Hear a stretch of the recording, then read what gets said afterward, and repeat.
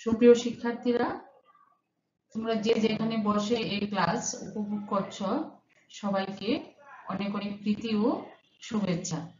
আশা করি সৃষ্টিকর্তার কৃপায় সবাই বাড়িতে আছো এবং নিরাপদে আছো এবং মনোযোগের সাথে অধ্যয়ন করছো।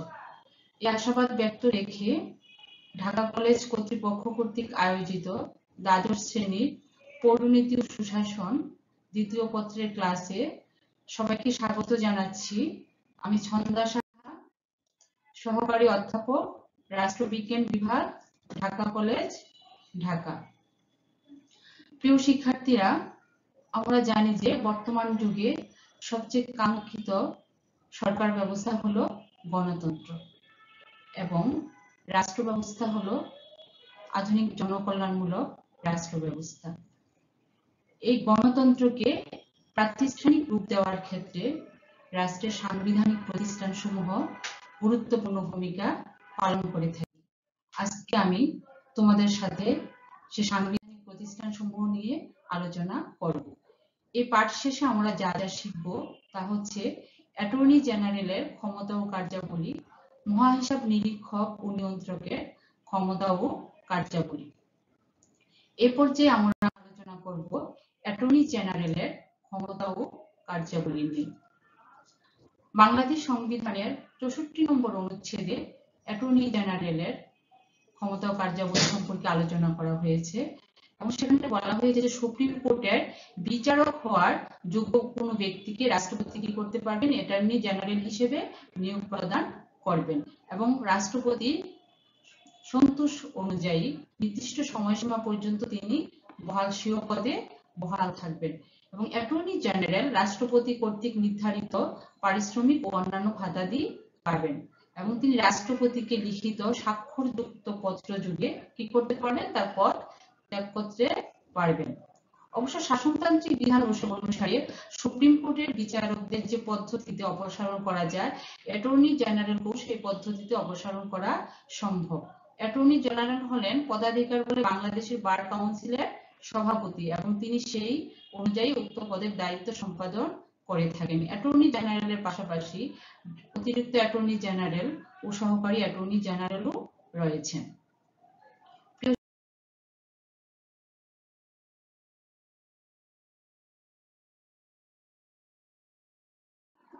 অতিরিক্ত attorney general, deputy attorney general এবং সহকারী অ্যাটর্নি জেনারেলগণ বাংলাদেশ ল অফিসার্স অর্ডার 1972 সালের 6 নং পিউ দ্বারা রাষ্ট্রপতি কর্তৃক কি হয়ে থাকেন, নিযুক্ত হয়ে থাকেন। তাদের চাকুরি যথাক্রমে অ্যাটর্নি জেনারেলের চাকুরির মেয়াদ এবং শর্তাবলী রুলস 1973 এবং ল অফিসার্স চাকরির মেয়াদ এবং শর্তাবলী রুলস 1973 দ্বারা নিয়ন্ত্রিত হয়ে থাকে। বর্তমানে 2 জন অতিরিক্ত অ্যাটর্নি জেনারেল, 37 জন ডেপুটি অ্যাটর্নি জেনারেল এবং 76 জন সহকারী অ্যাটর্নি জেনারেল রয়েছেন। তো শিক্ষার্থীরা, এ পর্যায়ে আমরা আলোচনা করব অ্যাটর্নি জেনারেলের কার্যাবলী ও দায়িত্ব নিয়ে। বাংলাদেশ 1972 সালের সংবিধান অনুসারে অ্যাটর্নি জেনারেল যে সকল কার্যাবলী পালন করে থাকেন সেগুলো হচ্ছে, প্রথমত অ্যাটর্নি জেনারেল বাংলাদেশের রাষ্ট্রপতি কর্তৃক প্রদত্ত সকল দায়িত্ব পালন করবেন। দ্বিতীয়ত হচ্ছে অ্যাটর্নি জেনারেল দায়িত্ব পালনের জন্য বাংলাদেশের সকল আদালতে তার বক্তব্য পেশ করতে পারবেন। তৃতীয়ত হচ্ছে অ্যাটর্নি জেনারেল প্রজাতন্ত্রের পক্ষে আইনের জটিল প্রশ্নে মতামত প্রকাশ করতে পারবেন। চতুর্থত হচ্ছে বাংলাদেশ সরকারের আইন উপদেষ্টা হিসেবে তিনি দায়িত্ব পালন করবেন। পঞ্চমত হচ্ছে সংবিধানের 160 অনুচ্ছেদ অনুযায়ী রাষ্ট্রপতি কর্তৃক প্রেরিত বিষয়সমূহে মতামত প্রদানের জন্য সুপ্রিম কোর্টের পক্ষে ক্ষমতাপ্রাপ্ত ব্যক্তি হলেন অ্যাটর্নি জেনারেল এবং এক্ষেত্রে তিনি তার নিজস্ব মতামত প্রকাশ করতে পারবেন।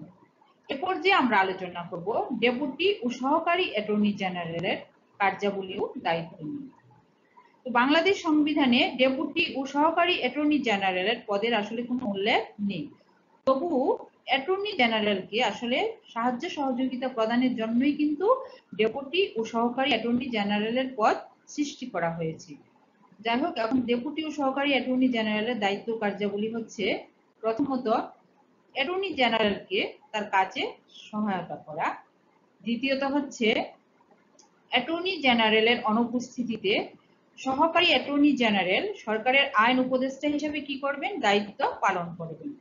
তৃতীয়ত হচ্ছে সরকারকে আইনগত পরামর্শ প্রদান করবেন। চতুর্থত হচ্ছে সরকারের পক্ষে আদালতে বিভিন্ন ধরনের মামলা পরিচালনা করবেন। পঞ্চমত হচ্ছে তার কর্মদক্ষতার উপর সরকারের আইনগত অনেক বিষয়াদি আসলে নির্ভর করে। এ পর্যায়ে আমরা আলোচনা করব অ্যাটর্নি জেনারেল এবং অতিরিক্ত ডেপুটি অ্যাটর্নি জেনারেলের গুরুত্ব ও তাৎপর্য নিয়ে। আসলে বাংলাদেশ সংবিধানের 64 নম্বর অনুচ্ছেদ অনুযায়ী রাষ্ট্রপতি, আমরা জানি যে রাষ্ট্রপতি সুপ্রিম কোর্টের বিচারপতি হওয়ার যোগ্যতা সম্পন্ন কোনো ব্যক্তিকে অ্যাটর্নি জেনারেল হিসেবে নিয়োগ করে থাকেন, এবং এই অ্যাটর্নি জেনারেল ও সহকারী অ্যাটর্নি জেনারেল সরকারের কৌশলী হিসেবে কিন্তু কি করে থাকেন, তাদের দায়িত্ব পালন করে থাকেন। তাছাড়া আইন বিশেষজ্ঞ বা দক্ষ আইন উপদেষ্টা হিসেবেও সরকারের পক্ষে সকল আদালতে অ্যাটর্নি জেনারেল ও সহকারী অ্যাটর্নি জেনারেলকে কি করতে হয়, বিভিন্ন ধরনের মামলা পরিচালনা করতে হয়। তাদের দক্ষতা, যোগ্যতা ও কর্মকুশলতার উপর কিন্তু আসলে সরকারের মান মর্যাদাই অনেকাংশে নির্ভরশীল। সুতরাং আমরা বলতে পারি যে আইন উপদেষ্টা ও আইনের পরামর্শদাতা হিসেবে অ্যাটর্নি জেনারেল ও সহকারী অ্যাটর্নি জেনারেল পদের গুরুত্ব ও তাৎপর্য অত্যধিক। এ পর্যায়ে আমরা আলোচনা করব মহাহিসাব নিরীক্ষক ও নিয়ন্ত্রকের ক্ষমতা ও কার্যাবলী নিয়ে। আমরা ইতিপূর্বে আলোচনা করেছিলাম গত ক্লাসে যে বাংলাদেশ সংবিধানে 1972 সালের সংবিধানের 27 নম্বর অনুচ্ছেদে মহাহিসাব নিরীক্ষক ও নিয়ন্ত্রকের ক্ষমতা ও কার্যাবলী সম্পর্কে আলোচনা করা হয়েছে। যেমন সংবিধানের 127 নম্বর অনুচ্ছেদ হতে 132 নম্বর অনুচ্ছেদ পর্যন্ত প্রজাতন্ত্রের মহাহিসাব নিরীক্ষক ও নিয়ন্ত্রকের পদ, কর্মের মেয়াদ ও দায়িত্বের বর্ণনা দেওয়া হয়েছে। সংবিধানের 127 নম্বর অনুচ্ছেদে বলা হয়েছে যে বাংলাদেশে কি করবেন, একজন মহাহিসাব নিরীক্ষক নিয়ন্ত্রক থাকবেন এবং তিনি রাষ্ট্রপতি কর্তৃক কি হবেন, নিয়োগ লাভ করবেন এবং সংসদের আইন অনুযায়ী, মানে জাতীয় সংসদের আইন অনুযায়ী তার কর্মের শর্তাবলী কি হবে, রাষ্ট্রপতি কর্তৃক নির্ধারিত হবে। এবং আমরা জানি সাংবিধানিক পদসমূহের একটা নির্দিষ্ট বয়স সীমা থাকে, যেটা বাংলাদেশ সংবিধানে অন্যান্য সাংবিধানিক তোমার পদাধিকারী ব্যক্তিদের ক্ষেত্রে উল্লেখ করা হয়েছে। তো এক্ষেত্রে বলা হয়েছে যে তিনি 65 বছর মানে পর্যন্ত কি করবেন, ক্ষমতায় অধিষ্ঠিত থাকতে পারবেন। এবং তার অপসারণ সম্পর্কে যেটা বলা হয়েছে যে সুপ্রিম কোর্টের বিচারপতি যে পদ্ধতি ও যে কারণে অপসারিত হয়ে থাকেন সেরূপ পদ্ধতি ও কারণ ব্যতীত তাকে অপসারণ করা যাবে না। অর্থাৎ সুপ্রিম কোর্টের বিচারপতিগণ যে পদ্ধতি ও কারণে অপসারিত হতে পারেন, তিনিও সেই কারণে কি করবেন, অপসারিত হতে পারবেন।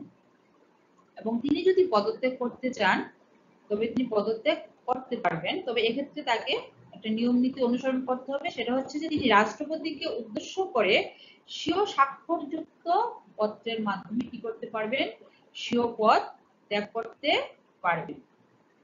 আরেকটা গুরুত্বপূর্ণ বিষয় হচ্ছে যেটা, যে তার যখন মানে কর্ম যখন শেষ হয়ে যাবে বা দায়িত্ব যখন শেষ হয়ে যাবে, তখন তিনি প্রজাতন্ত্রের অন্য কোনো কর্মে আর নিযুক্ত হতে পারবেন না। এটা আমরা অন্যান্য সাংবিধানিক প্রতিষ্ঠানগুলোর ক্ষেত্রেও দেখেছি। তো প্রিয় শিক্ষার্থীরা, এ পর্যায়ে আমরা আলোচনা করব মহাহিসাব নিরীক্ষক ও নিয়ন্ত্রকের কার্যাবলী ও দায়িত্ব নিয়ে, যেটা অত্যন্ত গুরুত্বপূর্ণ। আসলে বাংলাদেশ সংবিধানের 128 নম্বর অনুচ্ছেদে কিন্তু মহাহিসাব নিরীক্ষকের দায়িত্ব ও কার্যাবলী সম্পর্কে বর্ণনা দেওয়া হয়েছে, যেটা অত্যন্ত গুরুত্বপূর্ণ। কারণ প্রজাতন্ত্রের যত সরকারি হিসাব আছে এগুলো কিন্তু পরীক্ষা নিরীক্ষা করার দায়িত্ব, রিপোর্ট প্রদানের দায়িত্ব মহাহিসাব নিরীক্ষকের উপর নির্ভর করে থাকে এবং এক্ষেত্রে তিনি অত্যন্ত গুরুত্বপূর্ণ ভূমিকা পালন করে থাকেন। তো যাই হোক, সংবিধানের 128 নম্বর অনুচ্ছেদে এ সম্পর্কে যা বলা হয়েছে সেগুলো হচ্ছে যে প্রথমত যে মহাহিসাব নিরীক্ষক প্রজাতন্ত্রের কি করবেন, সরকারি হিসাব এবং সকল আদালত, তারপরে তোমার যে সমস্ত সরকারি কর্তৃপক্ষ আছে, তারপরে সরকারি কর্মচারী মানে সরকারি যত হিসাব আছে সেগুলো তিনি কি করবেন, পরীক্ষা নিরীক্ষা করবেন এবং পরীক্ষা নিরীক্ষা করার পর অনুরূপ হিসাব সম্পর্কে একটা রিপোর্ট পেশ করবেন। এটা হচ্ছে প্রথমত। দ্বিতীয়ত হচ্ছে মহাহিসাব নিরীক্ষক সকল সরকারি নথিপত্র, বই, তারপরে রসিদ, দলিল, নগদ অর্থ, স্ট্যাম্প, জামিন বা সরকারি সম্পত্তি এগুলো কি করবেন, পরীক্ষা করবেন এবং রিপোর্ট দেবেন। কারণ আমরা জানি সকল সরকারি অফিসে কিন্তু বিভিন্ন ধরনের নথিপত্র থাকে, বিশেষ করে অফিসিয়ালি কার্যক্রম আসলে নথিপত্রের মাধ্যমে সরকারি কর্মকর্তা কর্মচারীদের সেখানে লিপিবদ্ধ থাকে, তারপরে বই থাকে, বিভিন্ন ধরনের রসিদ থাকে, তারপরে দলিল দস্তাবেজ থাকে, নগদ অর্থ স্ট্যাম্প থাকে, তারপরে হচ্ছে তোমার সরকারি বিভিন্ন সম্পত্তি থাকে, এই সমস্ত তাদের কাগজপত্র পরীক্ষা নিরীক্ষা করা এবং এগুলা সঠিক আছে কিনা এবং সেখানে কোনো জালিয়াতির আশ্রয় নেওয়া হয়েছে কিনা এগুলা পরীক্ষা নিরীক্ষা করবেন। যদি সঠিক থেকে থাকে সে সম্পর্কে রিপোর্ট প্রদান করবেন, আর যদি সঠিক না থেকে থাকে সে সম্পর্কে ওনার মন্তব্য প্রদান করবে থাকবেন। এক্ষেত্রে আমরা দেখতে পাচ্ছি যে উনি অত্যন্ত গুরুত্বপূর্ণ ভূমিকা পালন করে থাকেন। তারপরে তৃতীয়ত হচ্ছে সংসদের আইনের দ্বারা প্রতিষ্ঠিত যে কোনো যৌথ সংস্থার হিসাব কি করবেন, মহাহিসাব নিরীক্ষক নিরীক্ষা করবেন এবং তিনি নিরীক্ষা করার পর একটা রিপোর্ট প্রদান করবেন, মানে তিনি যে নিরীক্ষা করে যা পেয়েছেন সে সম্পর্কে একটা রিপোর্ট প্রদান করবেন। তৃতীয়ত হচ্ছে সংসদ আইনের দ্বারা মহাহিসাব নিরীক্ষকের উপর যে সকল দায়িত্ব অর্পণ করবে সে সকল দায়িত্ব তিনি সম্পূর্ণ করবেন। কারণ আমরা ইতিপূর্বেই জেনেছি যে আসলে মহাহিসাব নিরীক্ষকের পদটি হচ্ছে সাংবিধানিক পদ, অর্থাৎ সংবিধানের একটা নির্দিষ্ট বিধি অনুযায়ী তার পদটা সৃষ্টি করা হয়েছে এবং সংবিধানের তার যে দায়িত্ব নির্ধারণ করা হয়েছে সেই দায়িত্ব পালন করবেন। তো সেই কথাটাই এখানে বলা হয়েছে যে মানে জাতীয় সংসদ আইনের দ্বারা আরো যে সকল দায়িত্ব তার উপর অর্পণ করবে সে সকল দায়িত্ব তিনি সম্পন্ন করবেন। তারপরে পয়েন্ট যেটা সেটা হচ্ছে রাষ্ট্রপতির অনুমোদন ক্রমে মহাহিসাব নিরীক্ষক যেরূপ নির্ধারণ করবেন সেভাবে বা সে পদ্ধতিতে প্রজাতন্ত্রের হিসাব রক্ষিত হবে। অর্থাৎ এখানে কিন্তু রাষ্ট্রপতির অনুমোদন লাগবে এবং রাষ্ট্রপতির অনুমোদন ক্রমে তিনি কি করতে পারবেন, প্রজাতন্ত্রের হিসাব রাষ্ট্রপতি যেভাবে নির্দেশ করবেন সেভাবে তাকে রক্ষা করতে হবে।